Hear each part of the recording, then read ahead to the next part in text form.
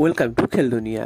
শুভ নববর্ষের শুভেচ্ছা সকলকে জানিয়ে শুরু করছি আজকের ভিডিওটা। তো সানা সিংয়ের মোহনবাগানে আসতে ডিলে হচ্ছে কেন বা তার সইটা নিয়ে ডিলে হচ্ছে কেন সেটা কিন্তু জানাবো এই ভিডিওতে। এছাড়াও ভারতীয় জাতীয় দলের কোচ ইগর স্টিমাচ মোহনবাগানকে নিয়ে কিন্তু করলেন একটা মন্তব্য, তো সেটা কি সেইগুলো নিয়ে আলোচনা করবো এই ভিডিওতে।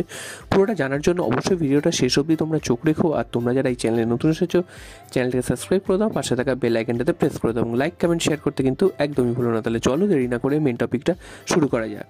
তো প্রথমেই চলে আসি ইগর স্টিমাচ, ভারতের জাতীয় দলের কোচ। তিনি কিন্তু মোহনবাগানকে নিয়ে একটা মন্তব্য করেছেন। তোমরা জানো যে সামনেই আসন্ন এশিয়ান কাপ, তো তার জন্য কিন্তু দল ঘোষণা হয়ে গেছে এবং দল নিয়ে কিন্তু অলরেডি চলে গেছে কাতারে। তো সেখানে প্রথম সাংবাদিক সম্মেলনে কিন্তু ইগর স্টিমাচ তিনি কিন্তু মন্তব্য করেছেন যে মোহনবাগান থেকে যেহেতু 7জন ফুটবলার ভারতীয় দলে গেছেন, তো তাই জন্য মোহনবাগানের যে রিসেন্ট পারফরমেন্স সেটা কিন্তু একদম ভালো ছিল না, তারা কিন্তু পরপর কয়েকটা ম্যাচ হেরেছে।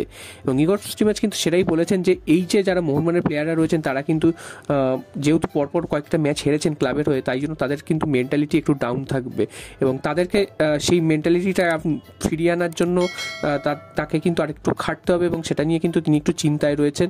এবং প্রত্যেকটা প্লেয়ারই তিনি কিন্তু বলছেন লড়াই করার মানসিকতা রাখে এবং তারা কিন্তু প্রত্যেকেই ভালো, তবে যেহেতু রিসেন্ট পারফরমেন্স তাদের একটু খারাপ হয়েছে সে কারণে কিন্তু তাদের একটু মেন্টালিটি ডাউন থাকবে, সেটাকে ফিরিয়ে আনাই কিন্তু তার কাছে চ্যালেঞ্জ। তো এটা কিন্তু মন্তব্য করেছেন মোহনবাগানকে নিয়ে ভারতের জাতীয় দলের কোচ ইগর স্টিমাচ।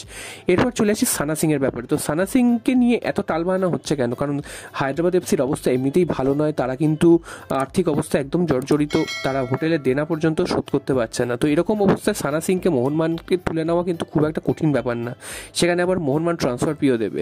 তো এখানে কিন্তু প্রশ্ন আসছে অন্য একটা দিকে, সেখানে হচ্ছে সানা সিংকে শুধু মোহনবাগানই অফার করেনি, অফার করেছে কিন্তু বেঙ্গালুরু এফসিও।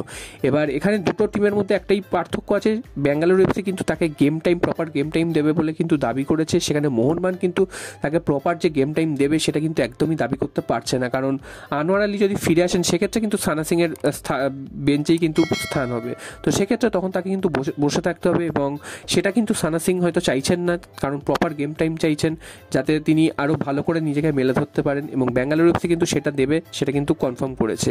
তাই জন্য কিন্তু মোহনবাগানের ডিলটা এখনও কিন্তু ডান হয়নি, তবে মোহনবাগানের পাল্লাই ভারী, মোহনবাগানের অফারও কিন্তু লোভনীয়, বেশি টাকাও দিচ্ছে এবং ট্রান্সফার ফিও কিন্তু অনেকটাই দিচ্ছে।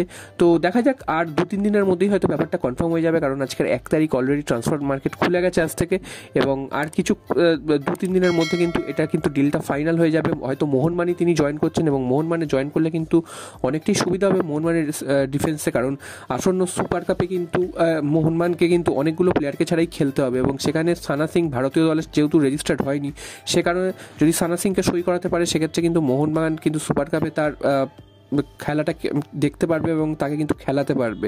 তো সেটা কিন্তু মোহনবাগানের জন্য একটা লাভজনক হবে। তো দেখা যাক শেষ পর্যন্ত সানা সিং কবে মোহনবাগানে সাইন করে।